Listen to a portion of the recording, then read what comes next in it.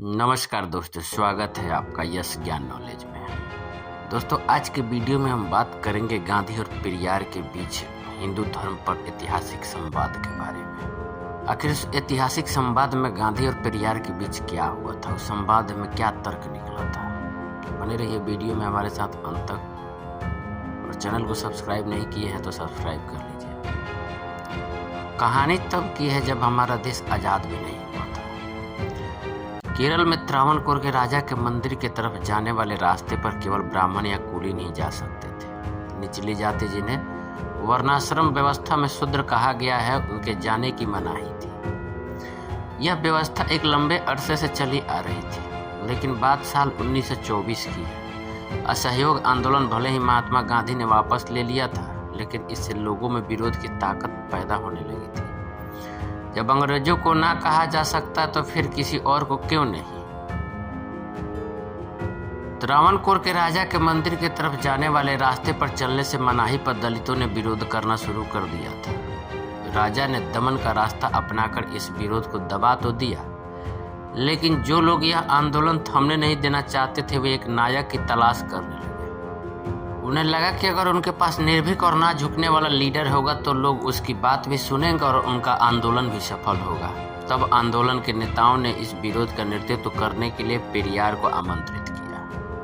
पेरियार यानी ईवी रामास्वामी। तब वह मद्रास इकाई के कांग्रेस अध्यक्ष थे, लेकिन सामाजिक विभाजन और ऊंच नीच के सिद्धांतों पर मूल रूप से असहमति रखने वाले पेरियार ने इस आमंत्रण को स्वीकार किया।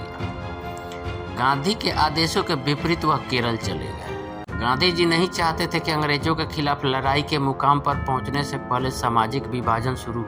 लिहाजा वह सामाजिक बदलाव के रास्ते पर आहिस्ता आहिस्ता बढ़ने के पक्षधर थे, जबकि पेरियार को यह सामाजिक भेदभाव सिरे से नापसंद था। गांधी के आदेशों का विरोध करके पेरियार ने जो रास्ता अख्तियार किया था, उसके साथ कांग्रेस में बने रहना न तो नीतिगत था और न ही समूह। 1925 में कांग्रेस के कांजीवरम सम्मेलन में पेरियार के विचारों के खिलाफ कई प्रस्ताव पास किए गए। पेरियार झुके नहीं, बल्कि उन्होंने कांग्रेस को भून डालने की शपथ ली और कांग्रेस से नाता तोड़ लिया। इसके बाद उन्होंने अपनी राह दलितों के हक की लड़ाई की तरफ मोड़ दी। वह ईवी रामास्वामी से पेरियार हो गए। आंदोलन के दौरान ही उन्हें यह नाम मिला। तमिल में पेरियार का मतलब होता है सम्मानित व्यक्ति।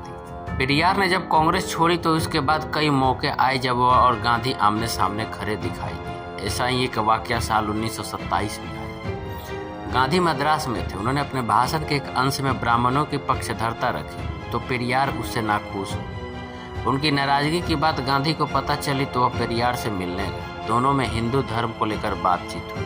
पेरियार ने हिंदू धर्म, खासकर इसकी वजह से उपजी जातिगत व्यवस्था पर असहमति जताई। इस बातचीत के एक हिस्से में पेरियार कहते हैं कि हिंदू धर्म मिट जाना चाहिए। हिंदू नाम का कोई धर्म ही नहीं है, यह तो महज ब्राह्मणों द्वारा फैलाई गई भ्रांति है। जवाब में गांधी कहते हैं कि सभी धर्म ऐसे ही हैं। पेरियार तो मानो अब धर्म के मामले में महात्मा गांधी को पछाड़ने में जुट गए थे। वे कहते हैं, नहीं, दूसरे धर्मों का इतिहास है, आदर्श और कुछ सिद्धांत जिन्हें लोग स्वीकार करते हैं। गांधी जी पूछते हैं, क्या हिंदू धर्म ऐसा नहीं है? क्या यहाँ लोग कुछ भी स्वीकार नहीं करते?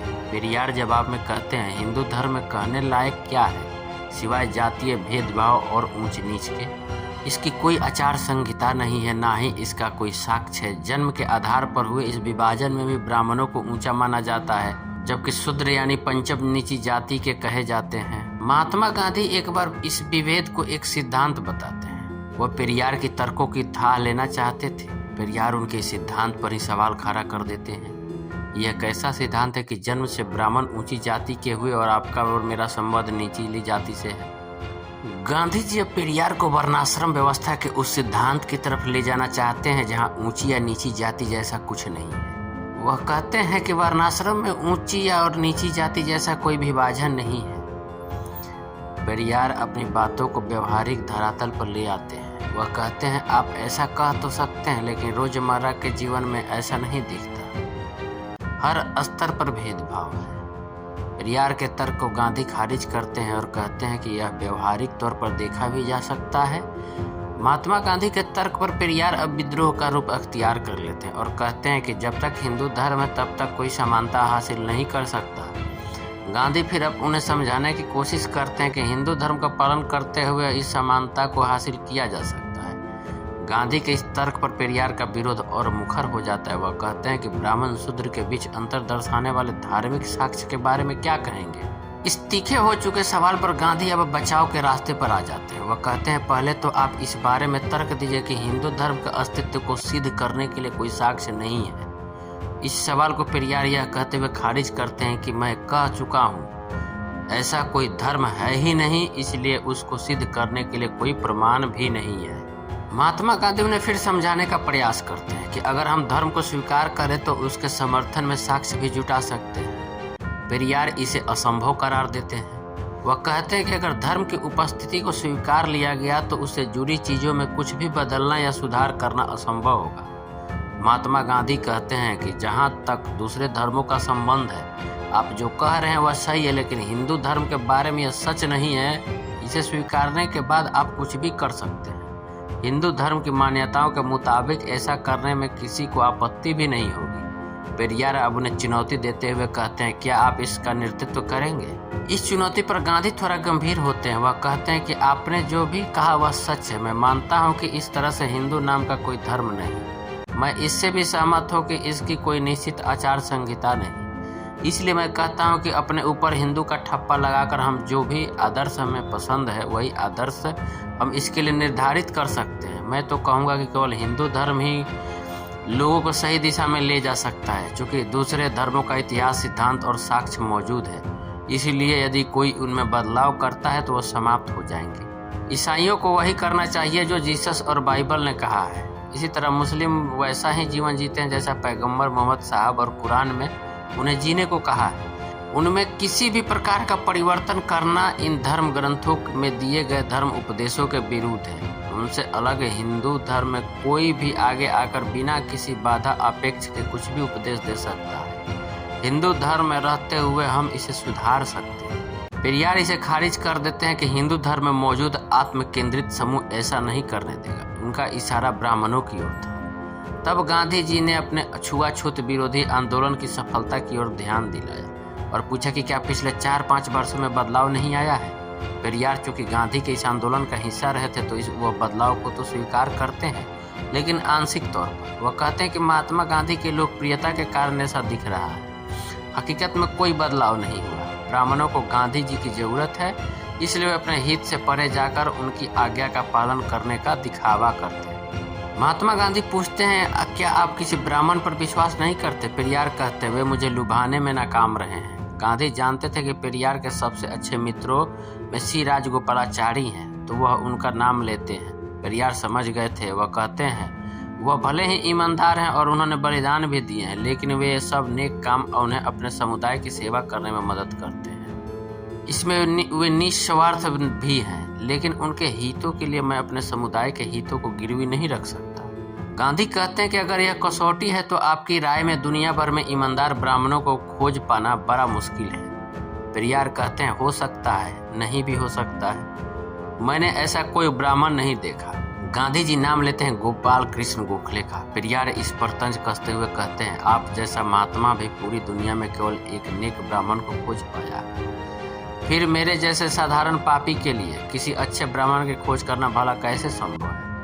महात्मा गांधी हंसते हुए कहते हैं, संसार हमेशा ही बुद्धि के नियंत्रण में रहा है। ब्राह्मण पढ़े लिखे हैं, वे हमेशा ही दूसरों पर शासन करते रहेंगे, इसलिए उनकी आलोचना करने से किसी को लाभ हो यह असंभव है। दूसरे लोगों को भी उनके स्तर तक पहुंचना पड़ेगा। महात्मा गांधी के इस स्तर पर पेरियार बिफर पड़ते हैं। वह कहते हैं, दूसरे धर्मों में हमें ऐसे लोग दिखाई नहीं पड़ते। केवल हिंदू धर्म में ब्राह्मण बुद्धिजीवी वर्ग का प्रतिनिधित्व करते हैं। बाकी 90% लोग अशिक्षित या अज्ञानी रह जाते हैं। इसलिए अगर किसी समाज में उसका केवल एक समूह बुद्धिमान पढ़ा लिखा है तो क्या यह उस समाज के बाकी वर्गों के लिए हानिकारक नहीं है? यही कारण है कि मैं हमेशा जोर देता आया हूं कि धर्म में जो विसंगति का कारण है उसे समाप्त कर दिया जाना चाहिए। गांधी अब अपनी बात पर और आगे बढ़ते हैं और सीधा सवाल करते हैं, क्या आप हिंदू धर्म के उच्छेद के साथ साथ समाज में ब्राह्मणों को खत्म करने के भी पक्ष में हैं? पेरियार और गंभीरता से जवाब देते हैं कि अगर यह बनावटी हिंदू धर्म समाप्त हो जाता है तो कोई भी ब्राह्मण नहीं रहेगा। हम मेहनत कश यानी वर्ण से हैं, जबकि सब कुछ ब्राह्मणों के हाथों में है। गांधी फिर उन्हें मनाने की कोशिश करते हैं। वह कहते हैं कि हिंदू धर्म के झंडे तले एकजुट होकर हम अब भी उसके नकारात्मक पक्षों को दूर कर सकते हैं। पेरियार इसे इनकार कर देते हैं। आखिर में गांधी जी को पेरियार से कहना पड़ता है कि आपके भीतर ब्राह्मणों के प्रति नफरत भरी हुई है, वही आपकी चिंतन धारा को सर्वाधिक प्रभावित करती है। मैं सोचता हूं कि अपनी बातचीत के दौरान अभी तक हम किसी नतीजे पर नहीं पहुंचे हैं। हो सकता है कि हम आगे मिले, बात करें, 2-3 बार की बातचीत में शायद हम किसी नतीजे पर पहुंच सके। तो मैंने पेरियार और गांधी जी के बीच हिंदू धर्म पर हुए संवाद की कुछ झलक आपको बताया।